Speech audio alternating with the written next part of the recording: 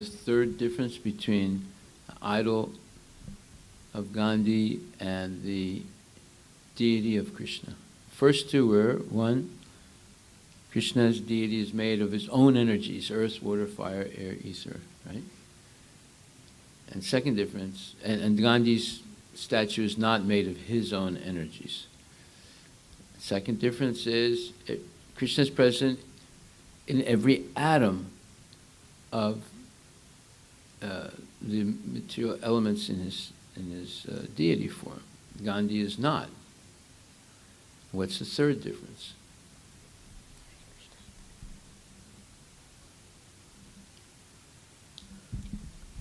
What ceremony was performed to invite Krishna? What? What is it? Pran Pratishta. Oh. Pratishta means placing the pran, the life into the deity by inviting Krishna to come. And it's done by repeating bona fide Vedic verses and sincerely inviting Krishna to come. He's already there, but it's officially inviting him, right? So they didn't do that. No, what happens when you do the Pran Pratishta ceremony? What must you do after that? What do we do every day here? We take care of the deities well. Yeah, what do we do specifically? Oh, Mangal Arti and Gaur Arti, and we dress the deities beautifully. Yeah, we have 6 artis a day, 6 offerings of food to the deity. We dress the deity every day with different clothes, fresh flower garlands. So basically we're worshiping the deity. Are they worshiping Gandhi? No. Idol? No. Did they do Pran Pratishta? No. Okay. Even if they did Pran Pratishta, he wouldn't be present in the deity form. Then what's number 4 and the most important point that differentiates an idol from a deity?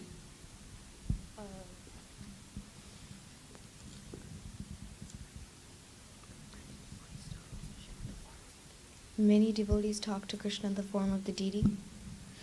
Yeah, because how do they see is there a difference in the way that devotees see the deity of Krishna and people see the idol of Gandhi? Yeah. What is that difference? So devotees see Krishna. I mean, Krishna can actually speak to the devotees in his dreams if they're like that. If they're that sincere, but the idol of Gandhi cannot speak to Gandhi's followers. No, but how do the devotees see the deity of Krishna as opposed to how do people see the statue of Gandhi? This is the main thing. It's not the deity speaks because, I mean, it's important, but it's because the devotees see the deity differently. Go ahead. I think they say they see Gandhi as a great leader, and they see Krishna as like the Supreme Lord. Yeah, well, they look at Krishna with the eyes of love, right? Do you know what verse explains that in the Brahma Samhita?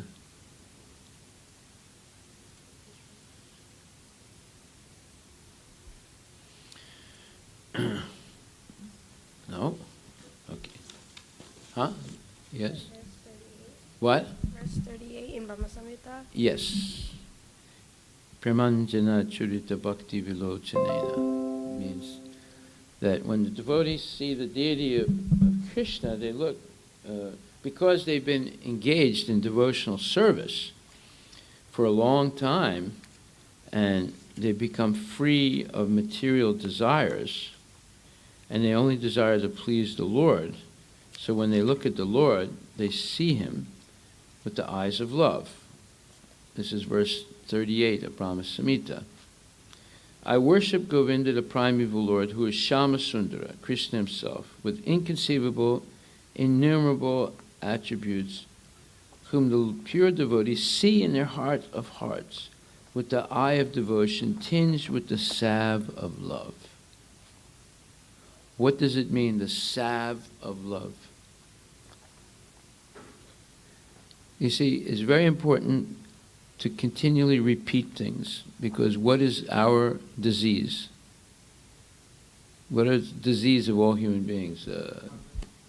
Forgetfulness, yes. So, from one week to another, we forget everything, right?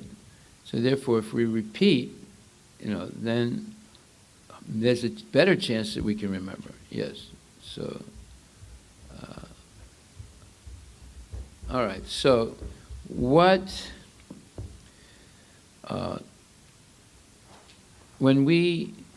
is that salve of love that one applies on the eyes to melt away the cataract that's stopping us from seeing Krishna as a deity, as a Supreme Personality? Yes? Is it Maya? No. No, when you get to the point that when you chant Hare Krishna, you actually have tears come in your eyes of gratitude that you can chant. Prabhupada has taught us this. Lord Chaitanya appeared to give this Harinam Sankirtan. And then you feel so much grateful that you cry. Those tears melt away the cataract. What is a cataract? Huh? Yes?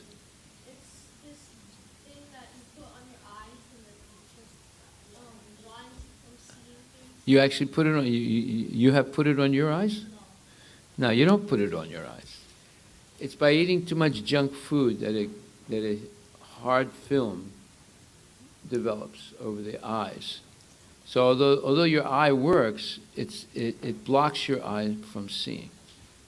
Now, you're too young to have a cataract, but when people get older, after eating junk food for a long, long period of time, they develop cataracts. Cataract is a film that blurs your vision and eventually will blind your vision. Although you're not blind, once they remove the cataract, you can see again, because you didn't go blind. It just covers your eye. Okay? So, Maya, or our desire to enjoy the material world, blinds us. Therefore, when we look at the deity, we don't look with the eyes of love. But when we start chanting, gradually, when we develop tears of love for Krishna, those tears melt away the cataract, and then we can see Krishna properly as the Supreme Personality of Godhead. In other words, when you come to the temple, if you've been trained properly and you chant, then you bow down to the deity, right? Now, let me ask you a question. Okay, let me ask you a question, Prabhu. When you bow down to the deity, do you bow down because you're forced to do it when you come to the temple, or because you want to do it? Huh? You want to? Why? Right. You don't think Krishna is just an idol, right? And you don't think he's an ordinary person? No. Would you bow down to the idol of Gandhi? Huh? No, because you think he's just an ordinary person. Anyway, he's not in that idol. Okay, so Bhaktisiddhanta Saraswati Thakur says, the Sham Sundar form of Krishna.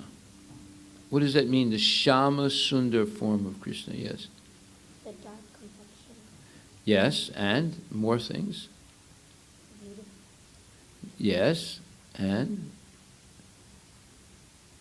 he's like this, right? Oh. So how many bends in his body? 3 buttons. 3.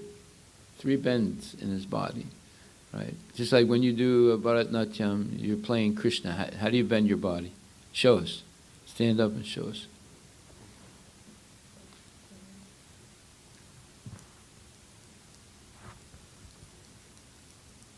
You're good.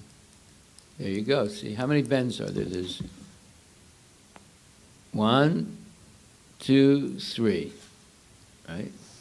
The shoulder, the hip, and the leg. So that's called Tribhanga. Tribhanga. So Krishna, show us the Tribhanga form. Huh? I didn't say you have to do it good. I just said show whatever you know. Now, wait a minute. You're not bending at all. You're straight. Huh?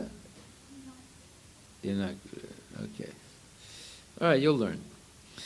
So, it says here, the Shamsundar form of Krishna is his inconceivable, simultaneous, personal and impersonal, self-contradictory form.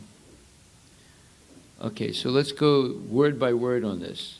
We just said what is a Shamsundar form, right? It's three bending, it's very beautiful, and it's very dark colored. But that darkness is not a dull darkness. It's like a dark rain cloud struck by lightning. So it's very, very brilliant, dark bluish black color. And he says, this form of Krishna, Shamsundar, is as inconceivable. What does inconceivable mean? Inconceivable. What does conceive mean? Krishna, you know what that means. When you conceive something, you know what it means? Other Krishna. You don't know it. When someone says, I conceived a new way, it means I can see, I can perceive, conceive. Conceive means I can picture it in my mind. I can understand something. Right? I conceived a new way. I began to understand a new way of doing something. Right? So when it says inconceivable, what does that mean? Yes, go ahead. Yeah, you can't understand it. Right? The Shamsundar form of Krishna in his inconceivable, simultaneous, what does simultaneous mean? Yes. At the same time, exactly right. Very good. Inconceivable, simultaneous, personal and impersonal. What does that mean? Personal and impersonal. What does personal mean?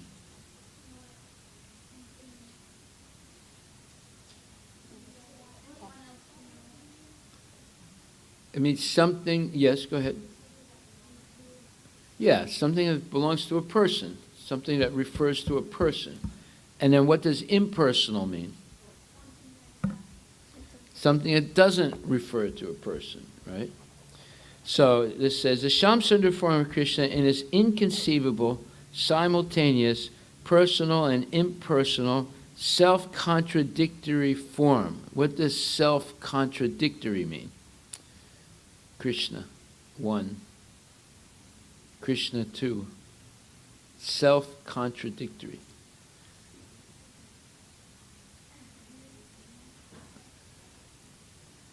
Okay, self-contradictory means it contradicts itself. Contradict means it seems to be opposite to itself, right? Something self-contradictory is something that is opposite to itself. So, it says, the Shamsundar form of Krishna in its inconceivable, simultaneous, personal and impersonal, self-contradictory form. So, this is why people don't understand Krishna, because he has self-contradictory qualities. That is, he's never born, but yet it seems like he's born. He's very far away, but yet he is very close. He has no legs, but yet he can run faster than anyone. He doesn't have a material form, yet he has a form. Okay, so let's go over that. He doesn't have a material form, yet he has a form. What does that mean? He has what? Say it out loud. Okay, so what is the difference between a material form and a spiritual form?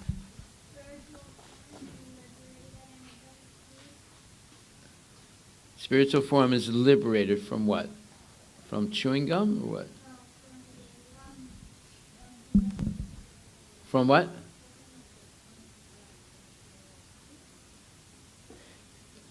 Well, liberated from the influence of the three modes of material nature, from time, from karma. See, what is it that keeps us in the material world? One, it's the influence of the three modes, goodness, passion, and ignorance. Two, it's time. Three, it's karma. Four, it's material desires. Five, it's the miseries of material life.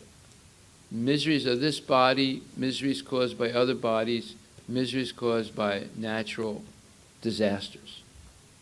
These things keep us in this world. So let's write these points down. What keeps us, or what keeps a person in the material world? One. Huh? Three modes of material nature, which are goodness, passion, and ignorance. Krishna, where are your notes and your pencil and your pen? Yeah. Okay, Krishna 1, where are your notes? Huh? You forgot to bring it. So what is the disease that every human being has? Forgetfulness. Okay, so you're still suffering from that disease, Krishna 1. So you write it down. Why don't you give him a piece of paper so he can... No, go back there and get some paper and some pens. We're going to have to supply people with paper. So number one, reason why we stay in the material world, the three modes of material nature. Okay? Yes? Time. Number two, time.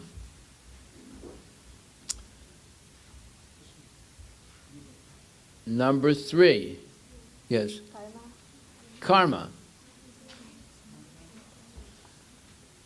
Number four,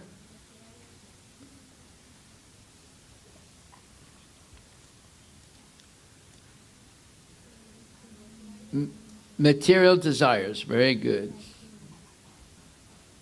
What is your name? Aditya? No. Agastya. Agastya, yeah. Agastya. And number five, miseries. Yes, go ahead. I'm sorry. Go ahead. What kind? How many are there? Of? Material misery. Like what? Caused by this body, other bodies, and natural disasters. Right? So these are the five things that keep us in the material world. So let's repeat. Number one. Number two. Time. Number three. Karma. Number four. Material desires. Number five. Miseries. Miseries. Okay. So then, let's go over this now. How can we overcome number one? Yes.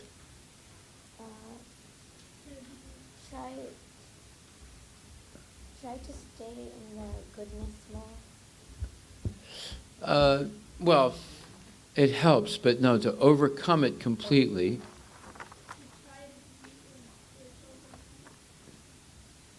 Well, okay, what is the difference between goodness and spiritual goodness?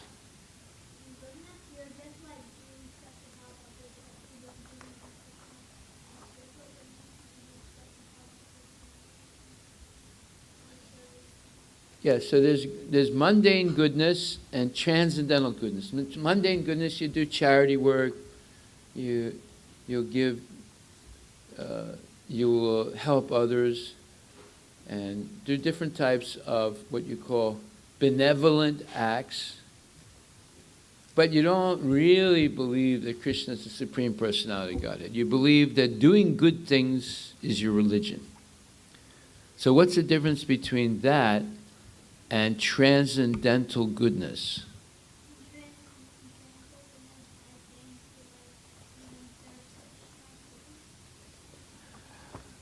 Okay, anybody else want to say something about transcendental goodness? Krishna, yes. By always engaging in the service of the Lord. Yes, always. See, the person who does mundane goodness or material goodness acts, he's serving others also, but he's doing good things for their bodies, not necessarily for their soul. And in Krishna conscious person is doing transcendental good things meant for the soul of the person, not only the body. If you serve the soul, then you'll serve the body also, but with an added value, right? So one time I was with Prabhupada, and there was a newspaper man interviewing him. And he started asking Prabhupada some questions. He said, Swami, when were you born? Prabhupada said, 1896. And he said, was your family Krishna conscious? Prabhupada said, yes, my father was a pure devotee. And he said, and when were you initiated by your guru? He said, 1932. And he said, and do you believe in God? And Prabhupada remained silent. And then the man asked him, do you believe in God, Swami? And Prabhupada said, what is this? And he pointed at him. He said, what is this? Is this a human being? He said, what do you mean, do I believe in God? He said, let me ask you a question. Do you believe in God? And the man kept silent. Then he put his head down. And he kept going farther down and down. And Prabhupada said, do you believe in God? And then his head went down. His head was almost touching his feet. And he said, no. And Prabhupada said, what is this? He said, you're not even a human being. So, in other words, he's asking Prabhupada, do you believe in God? And Prabhupada turned it around and asked him, and he said, no. And he felt ashamed in front of Prabhupada to say no, because Prabhupada is a person who's seeing Krishna with the eyes of love. Premanjana Churita Bhakti Vilochana. Just like we mentioned that verse, the Brahma Samhita, verse 38. The devotee sees Krishna with the eyes of love, and therefore it melts away, that love for Krishna melts away the cataract that's inhibiting a person from seeing Krishna. He's actually seeing Krishna all the time. And here this foolish guy is saying, do you believe in God? When he himself doesn't believe in God. So therefore we realized, well, or at least I realized when I was witnessing all this, that you should never ask such a foolish question to Srila Prabhupada, who's a pure devotee. He's always seeing Krishna. And the proof is always seeing Krishna is what? What's the proof that he's always seeing Krishna?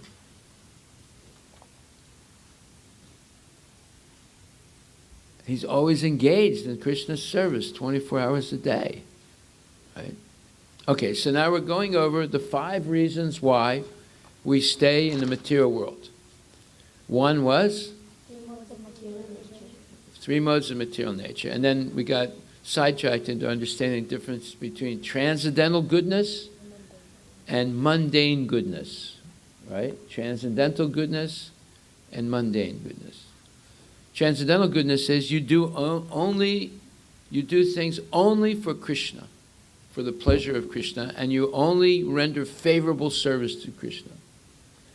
And mundane goodness is you do things for other people's bodies.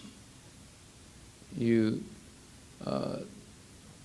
give them, like you serve turkey